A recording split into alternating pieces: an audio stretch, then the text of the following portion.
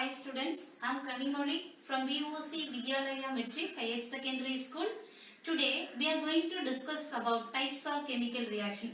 There are large number of chemical reaction are taking place around us in everyday life. These chemical reactions are classified into two categories, that is rearrangement of atoms and direction of reaction. The chemical reaction classified based on rearrangement of atom further divided into five major categories. They are combination reaction, decomposition reaction, single displacement reaction, double displacement reaction, combustion reaction, and the chemical reaction classified based on direction of reaction are reversible reaction and irreversible reaction. Let's see one by one. The first one, combination reaction.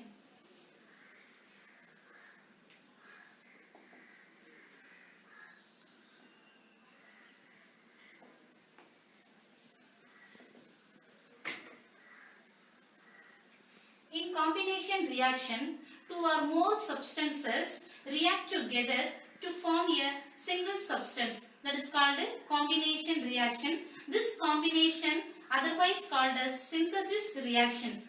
The schematic representation of combination reaction is A react with B to gives AB. அதாவது two or more substance react ஆகும்போது நமக்கு கிடைக்கக்கூடிய அந்த yield இருக்கு இல்லையா, product, அப்படி கிடைக்கக்கூடிய அந்த ப்ராடக்ட் நமக்கு என்னவா கிடைக்கும்னா சிங்கிள் சப்ஸ்டன்ஸ் தான் கிடைக்கும். அதுதான் இந்த ரியாக்ஷனோட மெயினே. ஓகேவா? ஃபார் எக்ஸாம்பிள், இன் காம்பினேஷன் ரியாக்ஷனுக்கு எக்ஸாம்பிள் பார்க்குறோம். Hydrogen is a gaseous form react with chlorine, it is also gaseous form, to gives two molecules of hydrogen chloride. See இங்க பாருங்க, ஹைட்ரஜன் இங்கக்கூடிய சப்ஸ்டன்ஸ் குளோரினோட கம்பைன் ஆகும்போது நமக்கு 2 molecules of hydrogen chloride form ஆகுது. இப்படி ஃபார்ம் ஆகக்கூடிய இந்த சப்ஸ்டன்ஸ் நமக்கு என்னவா இருக்கு? It is a single substance இருக்கறனால தான் நமக்கு இதுக்கு காம்பினேஷன் ரியாக்ஷன் அப்படின்னு சொல்லுவாங்க. ஓகேவா? The next reaction is decomposition reaction.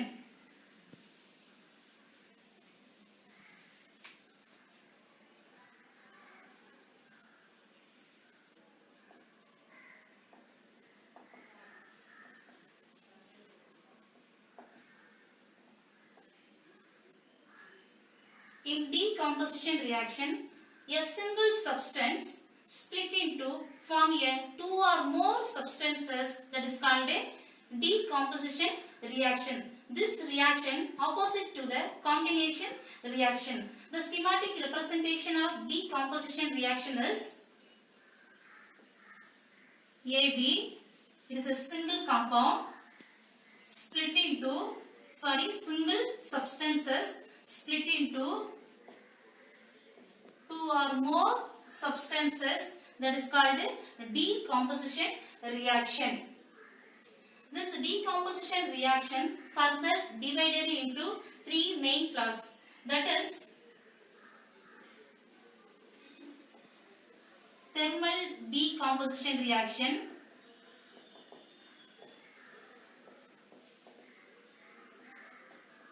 electrolytic decomposition reaction, and photo decomposition reaction. Let's see thermal decomposition reaction. In thermal decomposition reaction, when a single substances split into two or more substance by applying heat, அதாவது நம்ம heat கொடுக்கறனால ஒரு சிங்கிளா இருக்கக்கூடிய substance two or more substances split ஆனதுனா அததான் thermal decomposition reaction அப்படின்னு சொல்லுவாங்க. For example, calcium carbonate. இந்த calcium கார்பனேட்ங்கிறது சுண்ணாம்பு கல். இந்த கால்சியம் கார்பனேட்ல நம்ம ஹீட்டை அப்ளை பண்ணும்போது இது எப்படி ஸ்ப்ளிட் ஆகுனா calcium oxide and carbon di oxide. Calcium oxide ஆகவும் கார்பன் டை ஆக்சைடாவும் நமக்கு ஸ்ப்ளிட் ஆகும். இங்க பாருங்க, இது இஸ் a single compound. இது எப்படி இருக்கு சாரி, சிங்கிள் காம்பவுண்டா இருக்கு. இந்த சிங்கிள் காம்பவுண்டா இருக்கிறது ஸ்ப்ளிட் ஆகுது. ஹீட் அப்ளை பண்றதுனால ஸ்ப்ளிட் ஆகும்போது நமக்கு ரெண்டு சப்ஸ்டன்ஸா ஸ்ப்ளிட் ஆகுது இல்லையா? that is called thermal decomposition reaction. ஏன் இது thermal decomposition reaction? thermal means temperature. நம்ம ஹீட் அப்ளை பண்றதுனால இது ஸ்ப்ளிட் ஆகுது. the next thing,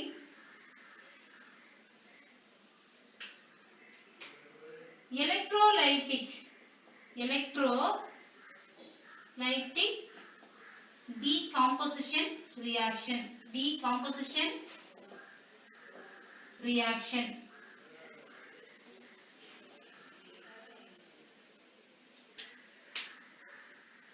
In electrolytic decomposition reaction, when a single substances split into two or more substances by passing electricity. நம்ம electricity pass பண்றதுனால ஒரு சிங்கிளா இருக்கக்கூடிய compound two or more substances split ஆவத என்னன்னு சொல்றாங்கன்னா electrolytic decomposition reaction. For example, two molecules of NaCl, sodium chloride. நம்ம இங்க என்ன பாஸ் பண்ண போறோம், கரண்ட் பாஸ் பண்றதுனால இந்த two molecules இருக்கக்கூடிய சோடியம் குளோரைடு எப்படி ஸ்ப்ளிட் ஆகுதுனா, 2 molecule of sodium ஆகும் and 1 molecule of chlorine ஆகும் நமக்கு ஸ்ப்ளிட் ஆகுது. சோ நம்ம இங்க சிங்கிளா இருக்கக்கூடிய இந்த சப்ஸ்டன்ஸ் எலக்ட்ரிசிட்டியை பாஸ் பண்றதுனால இது 2 or more substances ஸ்ப்ளிட் ஆயிருக்கு. இங்க பாருங்க ரெண்டு சப்ஸ்டன்சஸ் ஸ்ப்ளிட் ஆயிருக்கு. So it is called electrolytic decomposition reaction. The next thing, photo decomposition reaction.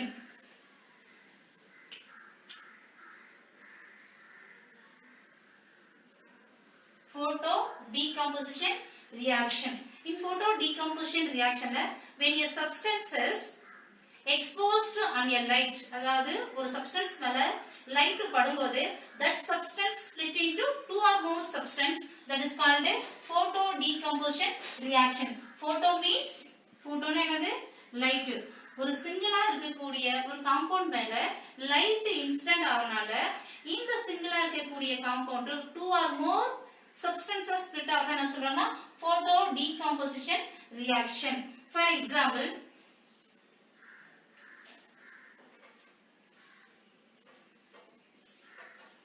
two molecules of silver bromide.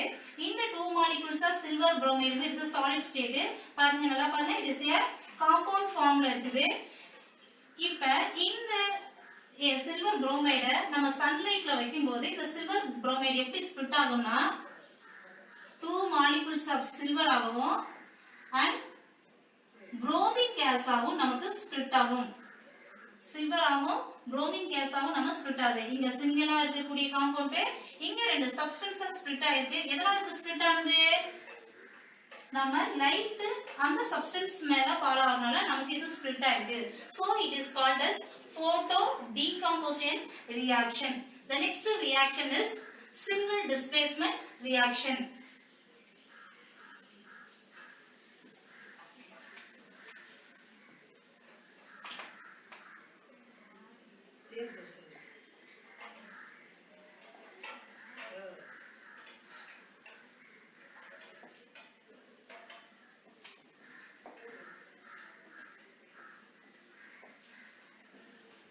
In single displacement reaction, a more reactive element displaces the less reactive element from the compound and to form a new compound and new element. That is called a single displacement reaction. The schematic representation of single displacement reaction is, see, A is the element. This element react with the compound. That compound is Bc. 2 gives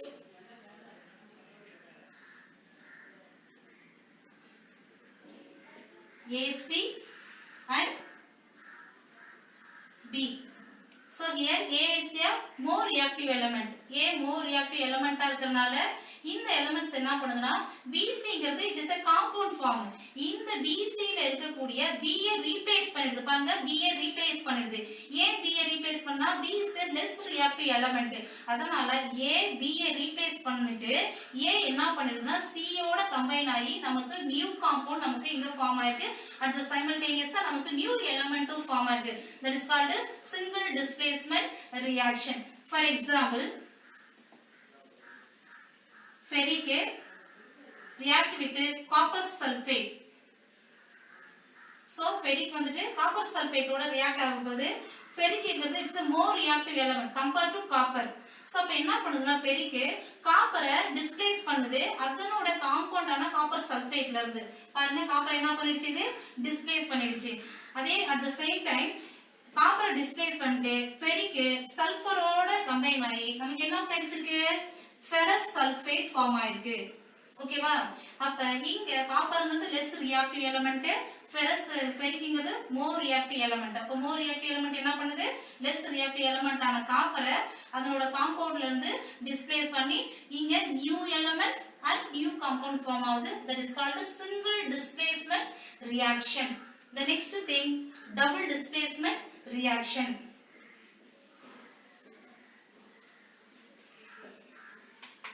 Is double displacement reaction. in this reaction when two compounds react together these two compounds exchange their ions and to form two new compounds. that is called double displacement reaction. the schematic representation of double displacement reaction is AB. it is a compound react with CD. this is another compound. these two compounds exchange the ions. ions exchange பண்றனால to form a two new compounds. A என்ன பண்ணா D ஓட combine ஆகி ADங்கிற ஒரு new காம்பவுண்ட form பண்ணுது. as well as C என்ன பண்ணா B ஓட combine ஆகி BCங்கிற நியூ காம்பவுண்ட்ஸ் நமக்கு ஃபார்ம் பண்ணுது. that is called double displacement reaction.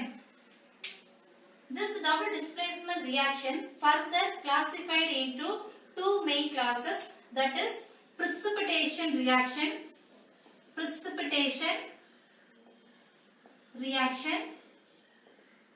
and neutralization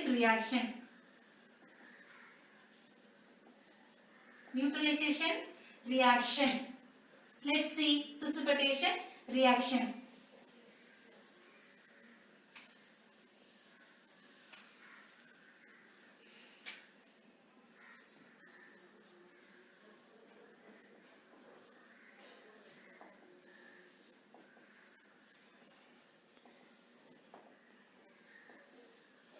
in precipitation reaction when two aqueous solution react together these aqueous solution exchange the ions and to form a insoluble and soluble substances.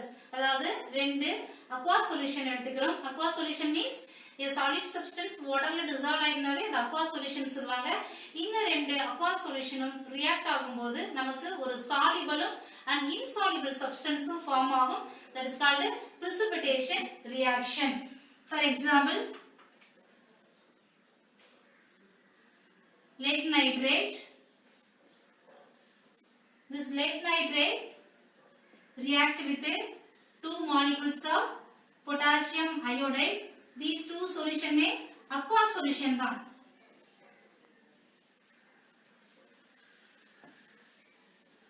and to form a insoluble solution. insoluble solution என்னது lead iodide. this solid form precipitate form ஆகும். so lead iodideங்கிறது yellow கலர்ல இருக்கறனால இங்க yellow precipitate form ஆகுது. as well as இங்க நமக்கு ஒரு soluble substance form ஆகும் இல்லையா அது வந்து என்னன்னு பார்த்தோம்னா 2 potassium nitrate. it's a aqueous solution. இங்க பாருங்க arrow mark downwards இருந்தாவே இது என்னன்னு சொல்லுவாங்கன்னா precipitator represent பண்ணும். that is called precipitation reaction. பொதுவா இதுல ஒரு இம்பார்ட்டன்டான 2 மார்க் கேட்பாங்க. ஒரு கேட்டயான்ஸ் another cations replace பண்ணா the reaction is called metathesis reaction பாங்க. It's a very very important 2 mark. அது எப்படின்னு கொஞ்சம் சொல்றேன் கவனிங்க. இங்க lead இருக்கு. lead is a positive ions. Positive ions means cations. நைட்ரேட்ங்கிறது நெகட்டிவ் ions. அதே மாதிரி இங்க பொட்டாசியம் அப்படிங்கிறது cations.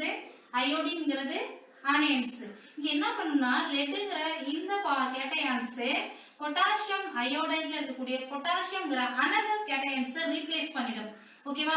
அதே மாதிரி பொட்டாசியம் இருக்கக்கூடிய cations lead nitrateல இருக்கக்கூடிய lead என்ன பண்ணுதுன்னா ரீப்ளேஸ் பண்ணுது. இந்த மாதிரி ஒரு cations another cations ரீப்ளேஸ் பண்ணாவே that reaction metathesis reaction. ஓகேவா? next thing neutralization reaction.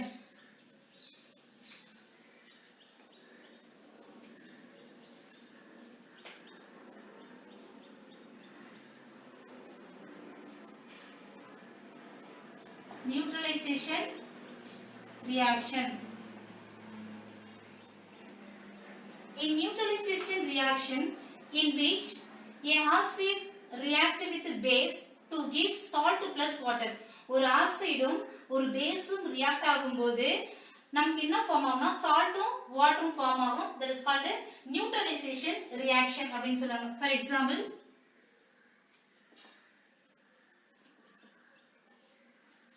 hydrogen chloride is a acid. Why? Because இங்க hydrogen ion present ஆயிருக்கு. so இங்க இந்த acid base ஓட நமக்கு ரியாக்ட் ஆகும்போது பேஸ்ங்கிறது sodium hydroxide. so sodium hydroxide வந்து ஏன் பேஸ்னு சொல்றோம் அப்படினா இங்க OH ions present ஆயிருக்கு. ஓகேவா? இப்போ ஒரு ஆசிடும் ஒரு பேஸும் ரியாக்ட் ஆகும்போது நமக்கு என்ன கிடைக்கும்னு சொன்ன salt plus water. saltங்கிறது NaCl. சோடியமும் இங்க உள்ள குளோரினும் சேர்ந்து NaClங்கற ஒரு salt ஃபார்ம் பண்ணுது. பிளஸ் ரிமைனிங் நமக்கு என்ன கிடைக்கும்? NaCl போயிடுச்சுனா இங்க ஒரு OH பிளஸ் இங்க ஒரு ஹைட்ரோஜன் சேர்ந்து நமக்கு வாட்டரை ஃபார்ம் பண்ணும். சோ ஒரு ஆசிட் ஒரு பேஸும் ரியாக்ட் ஆகும்போது நமக்கு என்ன கிடைக்கும்? salt plus water. that is called neutralization reaction.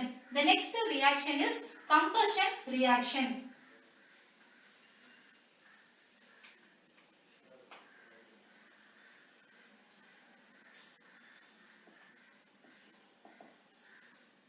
Combustion reaction.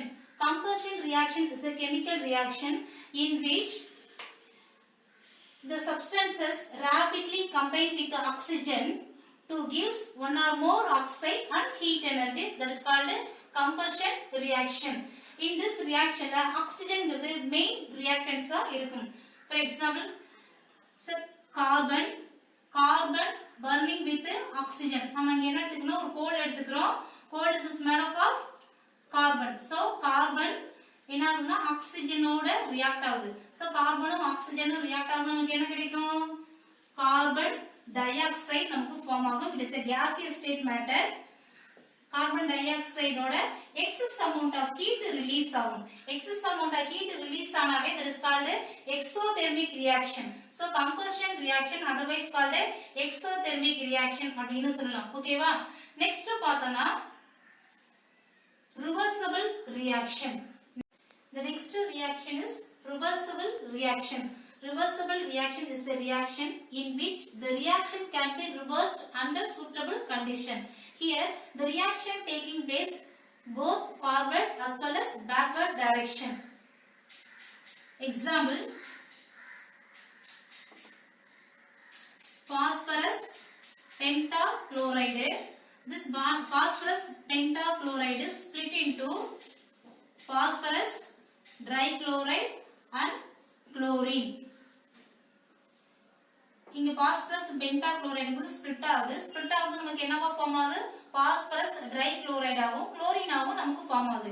அப்படி ஃபார்ம் ஆன இந்த phosphorus dichlorideம் chlorineம் again combine ஆகி நமக்கு அந்த ஒரிஜினல் ரியாக்டன்ட் ஆன phosphorus pentachloride கொடுக்கும். that is called reversible reaction. The next reaction is irreversible reaction.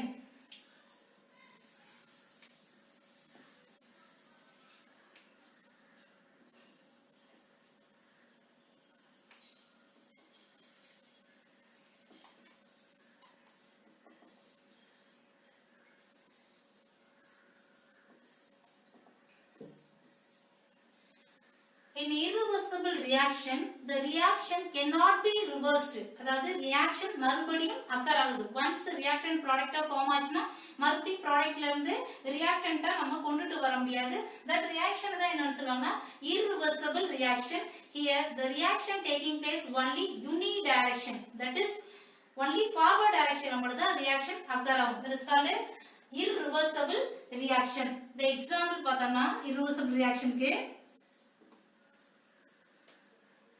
carbon burns with oxygen to gives carbon dioxide and heat. So carbon oxygen ஓட combine ஆகும்போது இங்க burning process நடக்குது. அப்படி ரெண்டும் burning ஆகும்போது carbon dioxide form ஆகுது. once இந்த carbon dioxide என்ன ஆகும்னா இட்ஸ் a gaseous stateங்கறனால அந்த கண்டெய்னர்ல இருந்து எஸ்கேப் ஆயிடும். சோ அகைன் இந்த carbon dioxide நம்ம வந்துட்டு மறுபடியும் கார்பன் தனியா ஆக்ஸிஜனை தனியா நம்ம கொண்டு வர முடியுமானா it is the impossible process. so it is called as irreversible reaction. the main இங்க மெயினா நம்ம இதுவரைக்கும் நிறைய ரியாக்ஷன் பார்த்தோம். இதுல நமக்கு என்னென்ன क्वेश्चंस கேட்பாங்க அப்படினு பாத்தீங்கன்னா இப்போ இதுல இருந்து நிறைய 1 மார்க் ஆப்ஜெக்டிவ் டைப்ஸ்ல கேட்பாங்க. ஒரு காம்பினேஷன் ரியாக்ஷனுக்கான ஈக்குவேஷன்ஸ் கொடுத்துட்டு அத நம்ம கரெக்ட்டா ஃபைண்ட் அவுட் பண்ற மாதிரி இருக்கும். இல்ல அப்படினு சொன்னா இங்க நம்ம பார்த்த இந்த ரியாக்ஷன்ல ஸ்டேட்மென்ட் ஃபார்ம்ல ஏதாவது ஒரு 2 மார்க்ஸ் கேட்கலாம். இல்ல அப்படி என்னன்னு பார்த்தோம்னா இங்க ஒரு இம்பார்ட்டன்ட் 5 மார்க் என்பதா டபுள் டிஸ்பிளேஸ்மென்ட் ரியாக்ஷன் நம்ம பார்த்தோம் இல்லையா? precipitation reaction and neutralization reaction is a very important 4 mark. 4 மார்க்லயும் கேட்கலாம் as well as 7 மார்க்லயும் கேட்கலாம். அப்புறம் ஃபைனலா இப்ப நம்ம பார்த்த ரிவர்சிபிள் அண்ட் irreversible processக்கான டிஃபரன்சியேஷன் வந்துட்டு 4 மார்க்ல அடிக்கடி கேட்டுட்டு இருக்காங்க. சோ நீங்க இந்த லெசனை ரொம்ப தரோவா படிச்சுக்கணும். Thank you students.